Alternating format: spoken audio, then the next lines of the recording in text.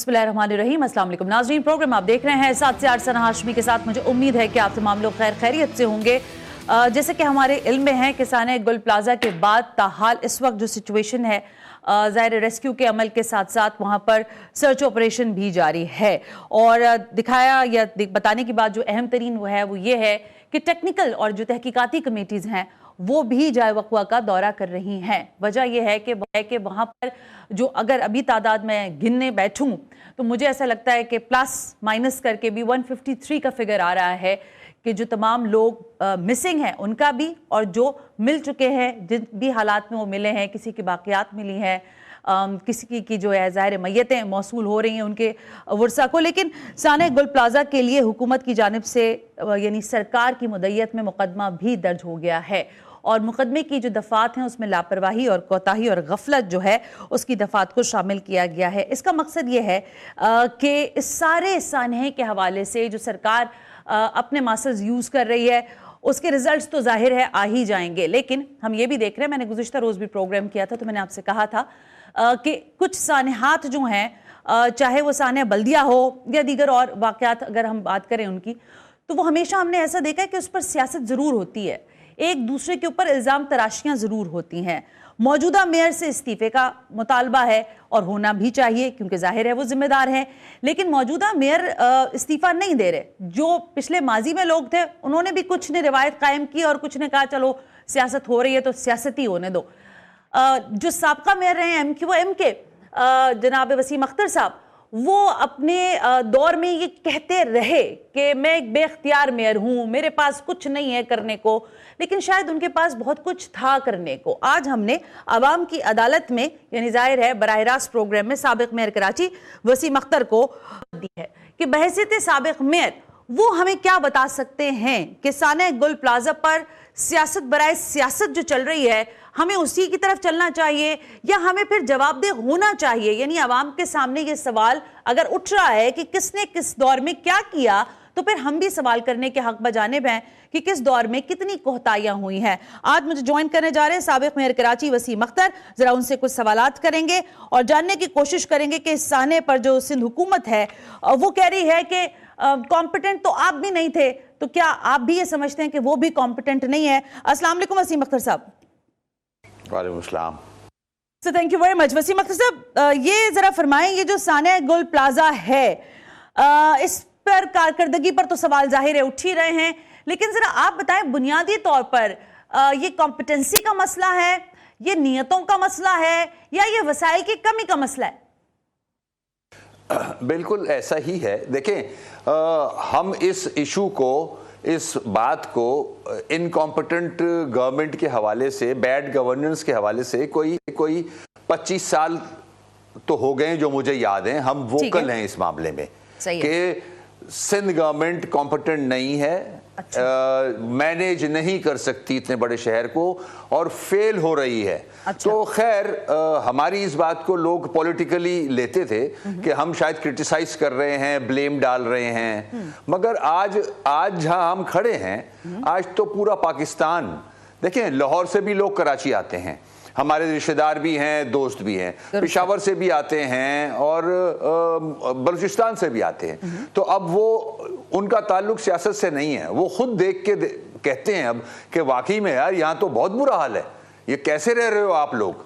Even बाहर से जो लोग आते हैं यूएसए से, इंग्लैंड से, वो खुद परेशान है कि यहाँ आप लोग रह कैसे रहे हो। तो सिर्फ एमक्यूएम नहीं कह रही है ये अब पंजाबी, पठान, सिंधी, बलोच जो कराची हैदराबाद में रहता है वो कह रहा है। देखिए एक चीज और इधर वजाहत कर दूं, जो शहर में रहते हैं ना लोग, वो तो आवाज उठा लेते हैं, मगर अंदरूनी सिंध में जो मेरा सिंधी भाई रह रहा है वो तो बहुत बुरी कंडीशन में रह रहा है, उसका तो बेचारे का बहुत बुरा हाल है, उनकी जो लिविंग कंडीशन है वो तो आप देख ही नहीं सकते, मगर वो मजबूर हैं बेचारे, उनका इतना एक्सपोजर नहीं है, वो आवाज नहीं बुलंद कर सकते, मुख्तलिफ खतरात हैं उनको। मगर शहर के लोग तो पहले सिर्फ उर्दू बोलने वाले बोलते थे, अब जो दूसरे सूबों से आके यहाँ रह रहे हैं वो सब यही बात कर रहे हैं, इनफ इज इनफ, बहुत हो गया। फिर ऑन द टॉप आपको 17 17-18 साल मिले हैं अकेले रूल करने के लिए, मगर उसके बावजूद आपने अच्छा वसीम अख्तर साहब जरा रुकिएगा, आप जब कह रहे हैं इनफ इज इनफ, तो क्या इनफ इज इनफ आपके लिए भी होना चाहिए? आपको सीरियसनेस इनकी दिखाई नहीं दे रही। ज़ाहिर मैं अभी आगे आपसे आपके हवाले से भी सवाल करूंगी, लेकिन जो आप बात बार बार कह रहे हैं कि ये सीरियस नहीं है या कॉम्पिटेंट नहीं है, क्यों नहीं है? मसाइल इनको इख्तियारात की तो कमी नहीं है ना। अगर आप सियासत बराए सियासत पर भी बात कर लें, इख्तियारात तो मौजूद हैं और वसाइल भी बहरहाल सिंध हुकूमत के पास हैं, फिर क्या वजह आपको नजर आती है? अभी भी ये लोग नॉन सीरियस हैं इस मामले में। देखिए ना, they are not bothered, they are not concerned कि कराचीआइट्स या हैदराबाद या अंदरूनी सिंध के लोग कितने परेशान हैं, क्योंकि इनके तो दोनों एंड मीट हो रहे हैं ना, इनके तो मजे लगे हुए हैं। अच्छा, इनको प्रॉब्लम क्या है? इनको तो कोई प्रॉब्लम नहीं है। इंटीरियर सिंध इन्होंने काबू किया हुआ है, वोट बेचारा मिल जाता है, शनाख्ती कार्ड अपने पास रखे हुए होते हैं, और शहरों के वोट आपको पता है कि कहाँ जाते हैं। तो इनको कोई इशू नहीं है, इनके सारे एंड मीट हो रहे हैं, मगर अवाम प्रॉब्लम में है। आज सिर्फ एमक्यूएम या एमक्यूएम नहीं कह रही है, आज पूरा कराची कह रहा है, ये पूरा हैदराबाद कह रहा है ये, बल्कि आप पंजाब के किसी आदमी से बात कर लें, इंटरव्यू कर लें कि आप कराची गए थे तो कैसा लगा आपको, तो वो खुद बता देगा आपको। मगर अब हमें चाहिए, इन चीजों से निकल जाना चाहिए हमें। लेकिन वसीम भाई एक बात मुझे बताएं ना, इन्होंने हुकूमत भी कर ली है ना बहुत। वसीम अख्तर साहब मुझे ये फरमाइएगा, देखिए पीपल्स पार्टी सर से पैर तक बुरी है, मानते हैं, आप कह रहे हैं हमने मान लिया, लेकिन वो ये कहते हैं कि सर से पैर तक तो आप भी बुरे हैं। इस शहर की तबाही बर्बादी, इस शहर के इंफ्रास्ट्रक्चर, यहाँ के हालात को बुरा करने में पाकिस्तान पीपल्स पार्टी कहती है कि एमक्यूएम से भी तो जरा पूछ लेना।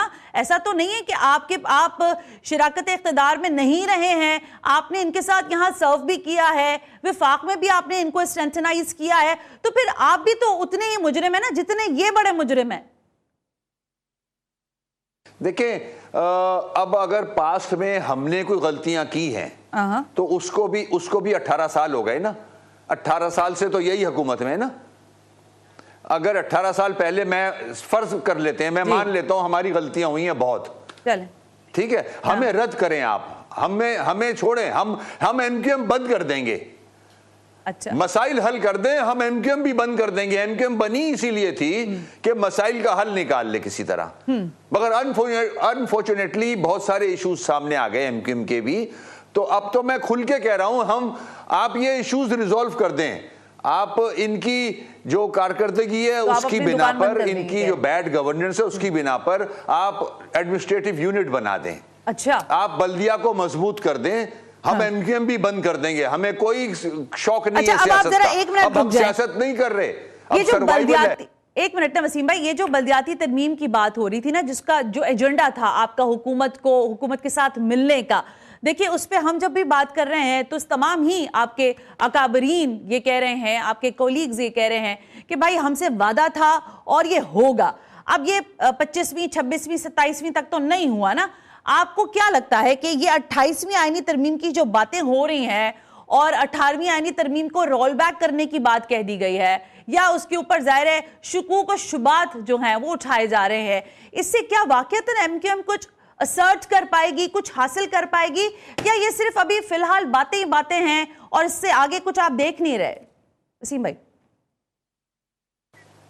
देखें, अब नौबत जहां तक आ गई है वहां हर शख्स जो जी शऊर है, जो समझ रखता है, जो भुगत रहा है, वो अपने अपने हिसाब में आपको एडवाइस कर रहा है।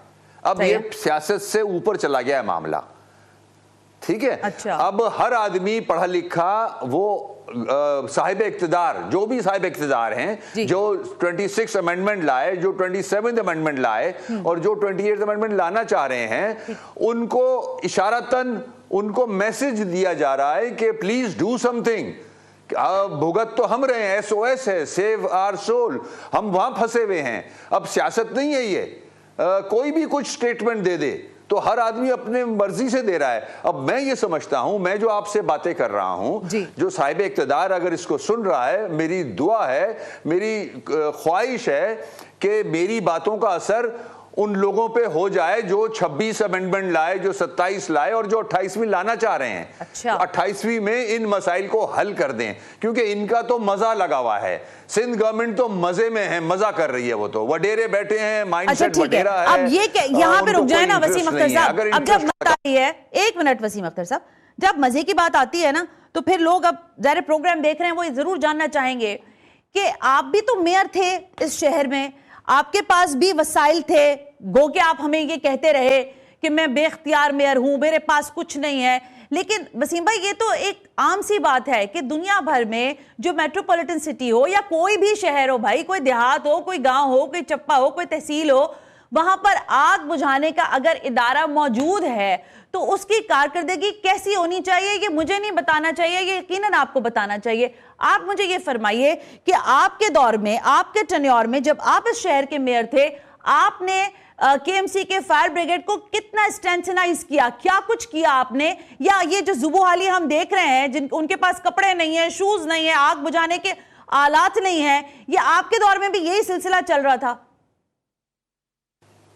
जब 16 में मैंने ओथ लिया था एज अ मेयर कराची, ठीक है, माइंड यू, मैं लोगों को रिमाइंड करा दूं कि एमक्यूएम का मेयर था मैं उस वक्त। एमक्यूएम ने मुझे नॉमिनेट किया था और मैं इलेक्शन जेल से लड़ा था। जी, और जी, मुझे याद है, मुझे याद। जेल से कराची की अवाम ने 2/3 मेजोरिटी दी थी। हाँ। तो मेरा पहला विजिट फायर ब्रिगेड डिपार्टमेंट में हुआ था। अच्छा। मैं वहां परेशान हो गया था कि ये कैसे होगा। अच्छा। अगर वहां जो फायर चीफ ऑफिसर था उसने मुझे कहा कि अगर 6 या 8 मंजिल पे आग लग जाए तो हम बुझा नहीं सकते। अच्छा। हमारे पास वो फायर टेंडर नहीं है, स्नार्कल्स नहीं है, फोम नहीं है, हम नहीं बुझा सकते। okay. तो मैंने अपने जहन में पहली प्रायोरिटी फायर डिपार्टमेंट को बेहतर करने की बनाई। Alright. मैं इस्लामाबाद गया, मैंने नवाज शरीफ साहब से अपॉइंटमेंट लिया, बल्कि एक मीटिंग थी, उसमें हमारे बड़े जिम्मेदार भी थे उस वक्त के। अच्छा। और हम नवाज शरीफ साहब के सामने, मैं फाइलें लेके बैठा हुआ था, मैंने उनसे रिक्वेस्ट की कि मियां साहब, प्राइम मिनिस्टर साहब, मैंने आपसे एक रिक्वेस्ट करनी है फॉर कराची। okay. क्योंकि कराची जब भी डेवलप हुआ है, जब परवेज मुशर्रफ साहब की गवर्नमेंट थी, उससे पहले या उसके बाद नहीं डेवलप हुआ। ठीक है, तो मैंने कहा कि जब आप जिसको डिक्टेटर कहते थे, उसने तो कराची को बहुत डेवलप किया है। बहुत पैसे दिए हैं, मगर आप तो डेमोक्रेटिक आदमी हो, तो कराची का तो बहुत बुरा हाल है। मैं 16 की बात कर रहा हूं, 17 की। ठीक हो गया। तो फायर ब्रिगेड डिपार्टमेंट में कुछ भी नहीं है, मुझे इक्विपमेंट चाहिए। अच्छा। तो उन्होंने बोला कि मुझे आप लिस्ट बना के भेजें। मैंने लिस्ट बना के भेजी, उन्होंने सारी लिस्ट अप्रूव की। हमने फायर टेंडर्स मंगवाए, हमने बाउजर्स मंगवाए, हमने स्नार्कल्स मंगवाई। सबसे बड़ी जो आज स्नार्कल है वो मैंने मंगवाई हुई है। अच्छा। एमक्यूएम ने मंगवाई हुई है। okay. जितनी स्नार्कल्स हैं, जितने फायर टेंडर हैं, वो एमक्यूएम ने मंगवाए हैं। सपोर्ट मिली है, प्राइम मिनिस्टर साहब थे उस वक्त, नवाज शरीफ साहब। और वो फिर आते आते पीटीआई की गवर्नमेंट आ गई, तो उनके जमाने में भी ये टेंडर्स आए और इक्विपमेंट मंगवाए। अच्छा। इमरजेंसी शूट्स मंगवाए, जूते मंगवाए। मगर आज 20 में मैंने छोड़ दी थी अपना मेयरशिप, खत्म हो गई थी। उसके बाद से आज तक एक सुई ऐड नहीं किया इन लोगों ने। लेकिन तो आप कैसे जी प्लीज कंटिन्यू करें। एक्सपेक्ट करते हो? ना लड़कों की ट्रेनिंग है, ना नई हायरिंग है, ना आपके पास फोम है, फोम नहीं था आपके पास। पानी आपका आता है नीपा चौरंगी से, पानी आ रहा है नीपा चौरंगी से, 2 घंटे 3 घंटे लग रहे हैं पानी पहुंचने में। आप मैनेज नहीं कर सकते भाई, आप फेल हो चुके हो। मैं सियासत नहीं कर रहा, मैं उनकी बुराई भी नहीं कर रहा, वो बेचारे हैं, वो कॉम्पिटेंट नहीं है। या तो 18 साल से पहले भी इनकी हुकूमत रही है, कुछ तो किया होता, लड़काना को बना लिया होता। और जो ये बातें करते हैं, अस्पताल बनाए हमने, एनआईसीबी नहीं बनाया। एक मिनट सुने, एक मिनट, मैं इसी पे आ रही हूं। वसीम अख्तर साहब, आप जब ये सारी बातें करते हैं ना, तो फिर देखें, हम पाकिस्तान पीपल्स पार्टी का कोई नुमाइंदा नहीं है, इसलिए मैं उनकी जानिब से कह रही हूं। उन्होंने तो अपनी जो अभी ऐवान सदर के अंदर तकरीब हुई थी, और इंपॉर्टेंट तकरीब थी, उसमें उन्होंने सारा रोड मैप दिया था। देखिए, वो जो चीजें गिनवा रहे हैं कि हमने शहर को बेहतर किया है, इसकी कैपेसिटी बढ़ाई है, और आप यहां पर इल्जामात लगा रहे हैं, तो वो गलत कह रहे हैं या आप गलत कह रहे हैं? कोई एक तो गलत ही कह रहा है ना, इसका मकसद है। और इंटीरियर सिंध में क्या डेवलपमेंट की, देखें, जी जी जी बताएं, मैं सुन रही हूँ। सुने जी जी सुन रही हूँ, सुने मैं सुन रही हूँ। बोलिए बोलिए वसीम भाई, मैं सुन रही हूँ। बिल्कुल ऐसा ही है। जितने भी ये गिनवाते हैं ना, हाँ। उसमें उन सब प्रोजेक्ट्स में कराची के मुखियर हजरातों को पैसे हैं। अच्छा। हैदराबाद के बिजनेस ये भी इनका अपना नहीं, आप कह रहे हैं। इनका कुछ नहीं है। अच्छा। कराची के लोग ही पैसे दे रहे हैं उसमें भी, चाहे वो NSAVD हो, चाहे वो और जो ये कोट करते हैं। इन्होंने आज तक कुछ भी नहीं किया। इन्होंने जितना बजट आया है वो सारा फारिग किया अपने अंदर, आपस में। अच्छा चलें, अब हम यहाँ एक ब्रेक ले लेते हैं। वसीम अख्तर साहब, बैसियत साबिक मेयर आप हमारे साथ मौजूद हैं, और जाहिर है आपने अपनी हवाले से बताया कि आपने अपने टेन्योर में फायर ब्रिगेड, मेरा बिलखुसूस इसलिए मैंने पूछा क्योंकि वहां पर जो हम हालात देख रहे हैं, हमारे जो फायर फाइटर्स हैं वो जामे शहादत नोश कर रहे हैं, लेकिन क्या उस इदारे को इस हद तक चीज़ें फराहम भी की जाती हैं या नहीं? बल्कि हम ये भी देख रहे हैं कि जो एक इदारा है 1122 उसके पास तो सारी चीज़ें मौजूद हैं, लेकिन ये जो फायर ब्रिगेड का अमला है ये बेचारा दगरगूं सूरत हाल में है। तो क्या KMC कितना बजट लगाती है, कितना बजट नहीं लगाती? और फिर सबसे अहम सवाल, इस वक्त जो MQM है क्या वो ये सारा बार उठाने को तैयार है? शहर के हालात के अंदर आवाज़ तो उठा रहे हैं, लेकिन क्या ये आवाज़ सड़कों पर आएगी? और अगर नहीं आएगी तो क्या ऐवानों में जिस तरह से आवाज़ गूंज रही है इसका असर हुकूमत वक्त पर पड़ेगा भी या नहीं? इस ब्रेक के बाद।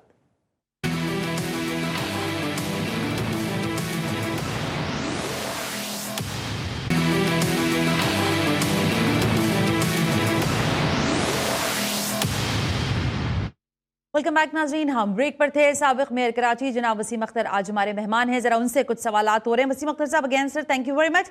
लेकिन वसीम भाई ये बताएं ना कि देखें, एक मेयर ही दूसरे मेयर का दर्द जानता है, तो क्या आप भी समझते हैं कि मौजूदा मेयर जो हैं वो आप ही की तरह बेख्तियार हैं, या इख्तियार था, कम अज कम इस्तीफा तो दे ही सकते थे? आप भी ऐसा समझते हैं, या फिर आप ये समझते हैं कि क्योंकि कोई कारकर्दगी मेयर कराची की है ही नहीं इसलिए जाहिर इस तरह से वो क्वेश्चनेबल तो है, आंसरेबल तो है, लेकिन उनसे उस तरह सवालात शायद नहीं हो रहे? देखें, बड़ा अफसोस होता है फिर वो जो सीरियस इशू है ना वो फिर क्रिटिसिज्म पे या ब्लेम गेम पे चला जाएगा। जो शख्स चीटिंग करके मेयर बना हो तो उससे क्या एक्सपेक्ट करेंगे आप? इसको तो बनना ही नहीं चाहिए था। नहीं, जानता हूं ना सारा कुछ। जमात इस्लामी के नंबर ज्यादा थे ना, आपने चीटिंग करके आप मेयर बने हो तो आप फिर कुछ भी कर सकते हो ना। अच्छा। तो मैं तो उस पॉइंट पर जा ही नहीं रहा, आपका जो सवाल है। ओके। तो अब मैं ये सिर्फ कह रहा हूं, मैं ना पीपल्स पार्टी वालों को क्रिटिसाइज कर रहा हूं, ना किसी को भी नहीं कर रहा क्रिटिसाइज। कराची प्रॉब्लम में है भाई, सिंध प्रॉब्लम में है, तो जो 26-27वीं अमेंडमेंट में सबको बिठा दिया था उनको चाहिए कि 28वीं में सबको अच्छा चले, अब जरा रुके, अब जरा ये फरमाएं, देखिए लेकिन अब वसीम भाई अब जरा आपने ये बात कह दी ना कि भाई छोड़ो, चले मैंने भी छोड़ दिया किसी हद तक, लेकिन अब आपको भी लोग नहीं छोड़े ना, यानी आपकी जमात को नहीं छोड़े। जिससे सवाल करो पाकिस्तान पीपल्स पार्टी के लोगों से, या वो खुद भी अगर प्रेसेस कर रहे हैं तो वो यही कह रहे हैं कि भाई इनसे पहले पूछें, इन्होंने मसाइल खड़े किए हैं, इस शहर के अंदर बर्बादी की जिम्मेदार MQM है। मैं तकरार के साथ सवाल कर रही हूं, हल अगर आपके पास है तो क्या है? क्योंकि आज के हालात में जबकि कराची हर तरफ से मसाइल में घिरा हुआ है, आपका वोटर, आपका सपोर्टर वो तो आपकी तरफ देख रहा है, आप फंसे हुए तरमीम के अंदर, क्या हल है MQM के पास? देखें, MQM जो है वो 3rd लार्जेस्ट पार्टी भी रही है इस मुल्क की, और MQM बनी थी, मसाइल इतने सारा बढ़ गए थे तो MQM वजूद में आई थी, ठीक है। अब MQM जब इलेक्शन लड़के आती है तो MQM तो नहीं चाहेगी ना कि ऑपोजिशन में बैठे, MQM चाहेगी हुकूमत में बैठ के अपने लोगों के मसाइल हल करें। अब अनफॉर्चुनेटली हमारे यहाँ जिस तरह की भी डेमोक्रेसी है सब जानते हैं, और जो दो बड़ी सियासी जमातें हैं, नून and People's Party, they are all opportunist. ये सारे जमातें 90 के गेट पे खड़ी भी होती थी ना।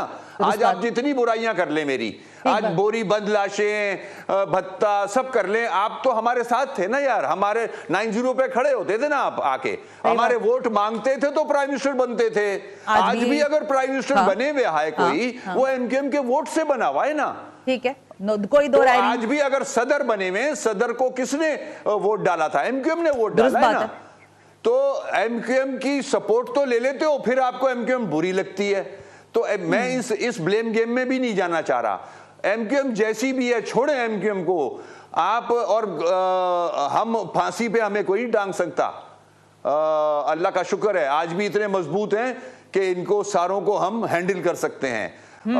और जहां तक ताल्लुक है कि कराची की आवाम बेचारी है, ऐसा नहीं है। उस हद तक ना ले जाया जाए। हर आदमी अपनी मर्जी से, अपने दिमाग से बातें कर रहा है। मुख्तलिफ जगहों से स्टेटमेंट्स आ रहे हैं। डिफेंस मिनिस्टर का statement floor of the house पे आ गया। इसी तरह जितने भी सियासी जमात के लोग हैं, चाहे वो ऑपोजिशन में हैं, चाहे वो गवर्नमेंट की पार्टी में, वो सब कराची के हवाले से कंसर्न है, बोल रहे हैं। मगर आपने वही अपनी 1.5 ईंट की मस्जिद बनाई हुई है कि नहीं, मैंने तो पता नहीं 4 चांद लगा दिए, मेरा मुकाबला तो दुनिया के बड़े शहरों से है। ऐसा नहीं है, आपका मुकाबला तो किसी से नहीं हो सकता भाई। आप हर जगह लास्ट नंबर पे हो। Oh my God. अच्छा, तो अब तो एक चीज और ऐड कर दूं। अब तो कराची के लोग ये कहते हैं, मजाक कह लें या जैसा भी, कि क़यामत आ चुकी है और हम लोग दोज़ख में हैं। Oh my God. ये कराची के लोग ये कहते हैं। अब ठीक हो गया वसीम भाई। वैसे अगर हकीकत देखें ना तो ये है भी ऐसी ना। देखें, क़यामत से कम मंजर तो नहीं है ना। वो BRT जो है वो हमारे सर पे लगा हुआ है, वो ग्रीन लाइन जो है वो बन के देने को तो तैयार नहीं है।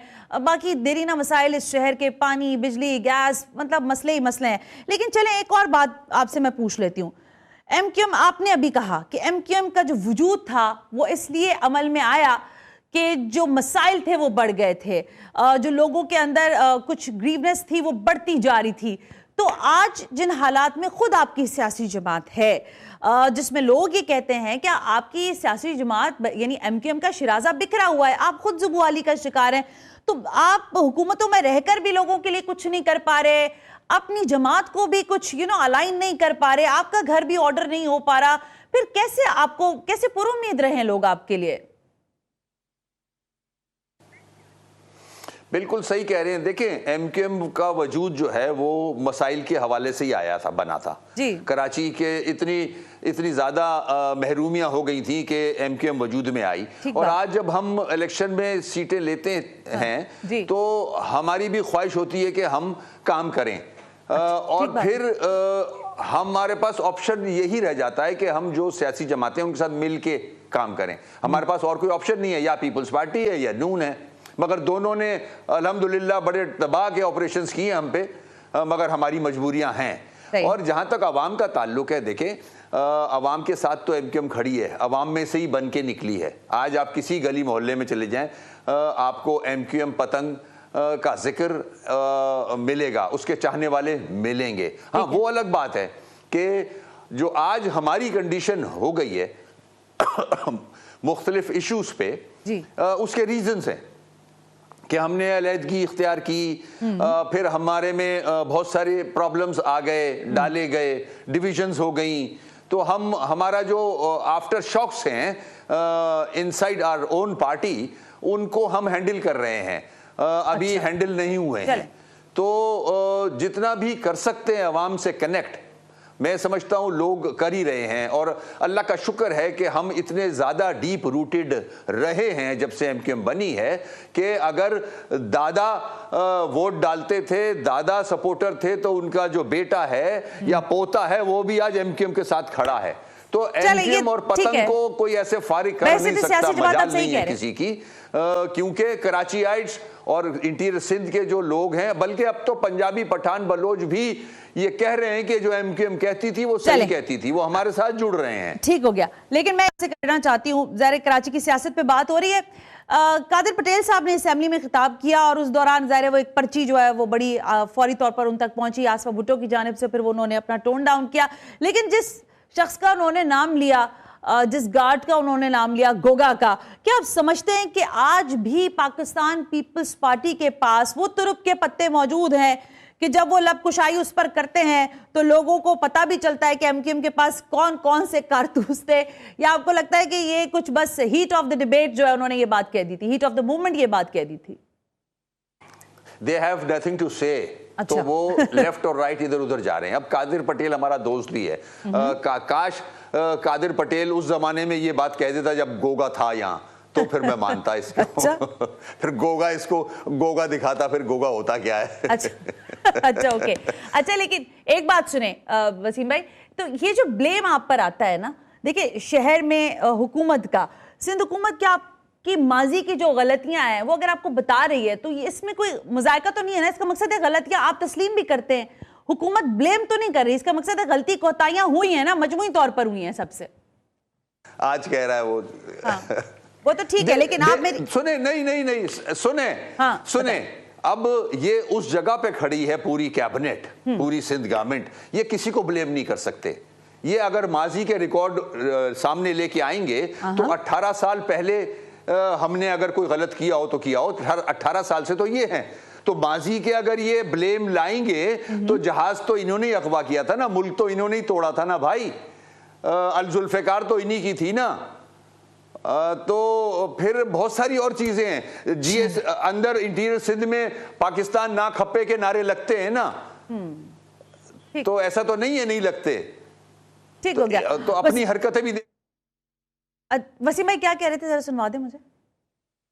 अच्छा ओके वसीम भाई, अब मुझे एक ब्रेक की इजाजत दीजिएगा प्लीज, मैं ब्रेक ले रही हूँ, ब्रेक से वापस आते हैं तो फिर आपकी कैपेसिटी यानी आपकी सियासी जमात की कैपेसिटी पर सवाल करते हैं कि आज आपके मसल्स कितने हैं, ऐवान के अंदर नंबर्स मौजूद हैं आपके, क्या आप समझते हैं कि आप शहर को आइंदा इंतखाबी अमल जो कि बल्दियात का होगा उसमें शहर को कुछ डिलीवर कर पाएंगे या नहीं? और उससे भी ज़्यादा बुनियादी सवाल ये है कि जो इल्ज़ामात हैं इससे आपका छुटकारा कैसे होगा? Right after this break.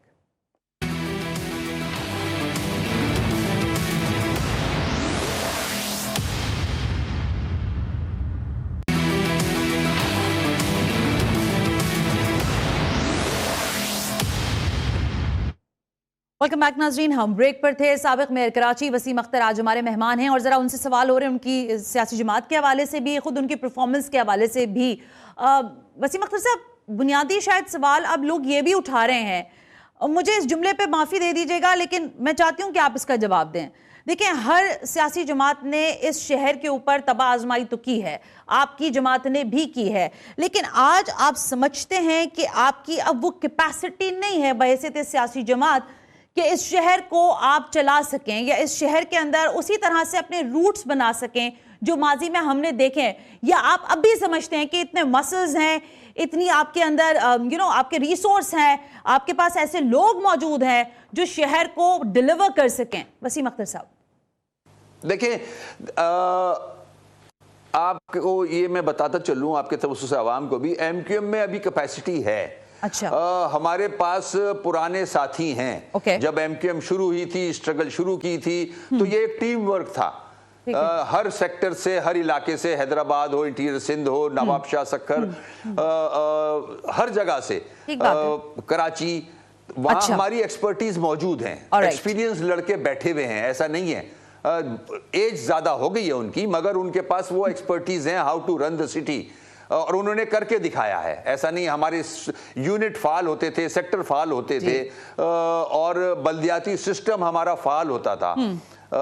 तो मैं समझता हूं अगर मौका मिला तो वो एक्सपर्टीज सामने आएंगी तो इंशाल्लाह हम डिलीवर कर सकेंगे, अनलेस आर्टिकल 140A की इम्प्लीमेंटेशन होना जरूरी है उसमें। कि आपको इख्तियारात मिलें, आपको फंड्स मिलें जो रिक्वायर्ड हैं, तो जाहिर डिलीवर कर सकते हैं। अब मेरे 4 साल तो बेकार गए थे ना, मुझे पास ना इख्तियार थे ना फंड थे। अब अफसोस ये है कि अब जो मेयर बैठा है उसके पास तो सब कुछ है, and he is doing nothing. अच्छा चलें, ये बात आपने कह दी, मुझे समझ आ गई। अब जरा एक इल्जाम पर बात कर लूं, आज के अखबार में भी, कल भी अखबारात में छपा है, टेलीविजन पर चल रहा है कि केएमसी के अंदर आप लोगों ने, आपके दौर में घोस्ट मुलाजमीन रहे, वाटर बोर्ड के अंदर आपके मानने जानने वाले लोग भर्ती किए गए, इस शहर के जितने भी केएमसी के मातहत इदारे थे उसकी तबाही की जिम्मेदारी एमक्यूएम पर है। क्या कहिएगा इस पर वसीम भाई? और ये मेरा इल्जाम नहीं है, ये पीपल्स पार्टी का, ये मैंने लिखा भी इसीलिए, नाम लेके आएंगे तो ले लूंगी। फिर मेरा वही जवाब होगा कि अच्छा हमने चलो गलत किया था, तो आप 18 साल से उसको ठीक कर लेते ना यार। अगर आप हमें ब्लेम दे रहे हो तो स्टील मिल का सत्यानाश आपने किया था, पीआईए का सत्यानाश आपने किया था, पूरे मुल्क में करप्शन के बादशाह आप हो, तो मैं तो बहुत सारे ब्लेम लगा सकता हूं। हम भूल जाएं ब्लेम्स को, ना मैं आपको ब्लेम करूं ना आप मुझे ब्लेम करें। अवाम से पूछ लें वो क्या चाहती है। अवाम चाहती है एडमिनिस्ट्रेटिव यूनिट्स बने, सूबे बने, डैम्स अच्छा, बने, कनाल्स लेकिन बने, एक मिनट वसीम भाई, छोटे छोटे यूनिट्स हों। हाँ, लेकिन आपको मैं रोक देती हूँ।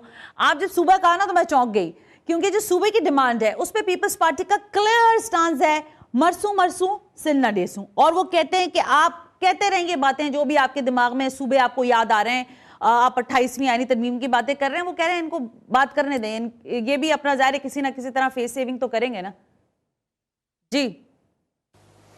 देखिए ये तो बातें हैं, सिर्फ हम भी जानते हैं कितने पानी में है ना। अभी 28वीं 26वीं अमेंडमेंट में आ गए थे ना यार, 27वीं भी की थी ना। हाँ। तो और जो मेरे भाई हैं, जो मेरे मुल्क को रखवाले हैं, जिन्होंने इंडिया को लोहे के चने चबवाए हैं, तो वो जो मुल्क देख रहे हैं आज वो इकोनॉमी भी देख रहे हैं, डेवलपमेंट भी देख रहे हैं, सिक्योरिटी भी देख रहे हैं, टेररिज्म से भी लड़ रहे हैं। तो वो जब ये हाल देखेंगे तो फिर 26 भी हुई है, 27वीं भी हुई है, 28वीं भी हो जाएगी। क्यों फिक्र करते हैं आप? ठीक हो गया, मैं नहीं फिक्र करती, लेकिन ज़ाहिर लोगों के अंदर तो ये शक्कू कुछ बात है ना, कैसे होगा ये जो सिस्टम है। वसीम अख्तर साहब, जरा लास्टली तो मेरे पास टाइम रह गया, ये सिस्टम जिसको जमहूरी निज़ाम कहते हैं आप, इस सिस्टम का आप भी हिस्सा हैं, आपको लगता है ये सिस्टम भी, मैं सिस्टम निज़ाम पर सवाल नहीं उठा रही, खुदा ना खास्ता आपकी सियासी जमातों पर सवाल नहीं उठा रही, लेकिन देखिए आवाम तो अपना कंसर्न शो कर रही है, जिसके घर में पानी नहीं आता, बिजली नहीं आती, गैस नहीं आता, जिसका बच्चा गटर में दबके गिर के मर रहा है, जिसका बच्चा डंपर के तले आके मर रहा है, जो आग में झुलस के लोग मर रहे हैं, वो ये सवाल कर रहे हैं कि आप सारे इत्तेहादी हैं, गलत हैं, सही हैं, कम हैं, ज्यादा हैं, ये एक अलग डिबेट है, लेकिन इस निज़ाम ने लोगों को क्या दिया? अवाम ने तो आपको इंतखाब में ज़ाहिर वोट डाल दिया, आपने अवाम को क्या दे दिया? इस सिस्टम ने, इस जमहूर को क्या मिला जमहूरियत से? अब मेरे ख्याल में हमें अब ये बेवकूफ़ियों की बातें करनी नहीं चाहिए। जमहूरियत है कहाँ? कौन सी जमहूरियत? मैं तो समझ में नहीं आ रहा, मैं तो ढूंढता हूँ जमहूरियत है कहाँ। ना सियासी पार्टियों में जमहूरियत है, ठीक बात, ना जो हुकूमत में आते हैं किस तरह से आए हुए हैं ये लोग सब, कहाँ है जमहूरियत? ये बेकार की बातें नहीं करनी चाहिए। अब तो हमें 28वीं अमेंडमेंट पे जोर देना चाहिए बस, ताकि ये डैम्स भी बन जाए, ये सूबे भी बन जाए, ये एडमिनिस्ट्रेटिव यूनिट्स भी बन जाए, अवाम का भला हो। 8 आदमियों के भले के लिए अमेंडमेंट ना की जाए, जो 26-27 में की गई है बड़े बड़े वडेरे चौधरियों के लिए अमेंडमेंट, वो ना की जाए। अब 28वीं में अवाम के लिए अमेंडमेंट कर दें कोई, ताकि अवाम सुकून का सांस ले लें और करप्शन खत्म हो। करप्शन खत्म हो, ये बता दें। अच्छा आखिरी, ये अगर बल्दियाती इंतखाबात हो जाते हैं, जो कि होने ही हैं, इसमें MQM कहाँ अपने आप को प्लेस करेगी? क्या आपका मेयर बन सकेगा, बना सकेंगे बल्दियाती इंतखाबात के अंदर, या आप कह रहे हैं वही जो बात आप बार बार दोहरा रहे हैं 28वीं आईनी तरमीम की, उसी को ही आप लोग जो है अपना एक्शन भी समझते हैं, उसी के ऊपर आगे लेके चलना चाहते हैं चीजों को, फिलहाल इस पर नहीं सोच रहे? नहीं, देखिए अभी भी मैनेज किया गया था ना, सारे डीलिमिटेशन की इन्होंने बल्दिया के इलेक्शन से पहले, सारी कॉन्स्टिट्यूएंसियां चेंज की इन्होंने, हल्का बंदियां की सारी, फिर नोट है माशाल्लाह बेहतरीन, और फिर सारे जो मशीनरी है वो इनके हाथ में है। तो जाहिर है इन्होंने मैनिपुलेट कर लिया, फिर भी नहीं कर सके, जबरदस्ती बाद में PTI के, जमात इस्लामी के वोट डाल के फिर इनको मेयर बनाया बेचारे को, बड़ी मुश्किल से, बहुत मुश्किल से मेयर बने ये, वरना तो नईम साहब बनते जमात इस्लामी के। तो मैं नहीं समझता कि कराची और हैदराबाद, या अब तो इंटीरियर सिंध भी प्रॉब्लम बन गया। PTI से बहुत खौफ है। अच्छा। इंटीरियर सिंध में 1-2 जलसे अगर हो जाए इंटीरियर सिंध में तो मामला वहां भी फारिग है। ऑलराइट वसीम भाई, थैंक यू सर, बहुत बहुत शुक्रिया, थैंक यू सो मच, बहुत शुक्रिया वसीम अख्तर साहब, हमसे बहुत शुक्रिया, थैंक यू वसीम भाई हमसे बात करने के लिए। साबिक मेयर कराची की गुफ्तगू आप सुन रहे थे, वो कह रहे हैं कि उनकी सियासी जमात में आज भी वो कैपेसिटी मौजूद है कि वो शहर को डिलीवर करे, लेकिन मैं ये सीरीज ऑफ कुछ प्रोग्राम्स कर रही हूँ, कंटिन्यूएशन में कर रही हूँ, MQM के लोगों के साथ कर रही हूँ। अब वो कहाँ हैं, कैसे हैं, किस तरह की सियासत कर रहे हैं, ये एक अलग सवाल है, लेकिन बहरहाल वो इस शहर का चेहरा जरूर रहे हैं, तो उनसे सवाल तो करना बनता है। आज के प्रोग्राम का भी फीडबैक जरूर दीजिएगा। सना हाशमी को इजाजत दीजिए, अल्लाह हाफिज।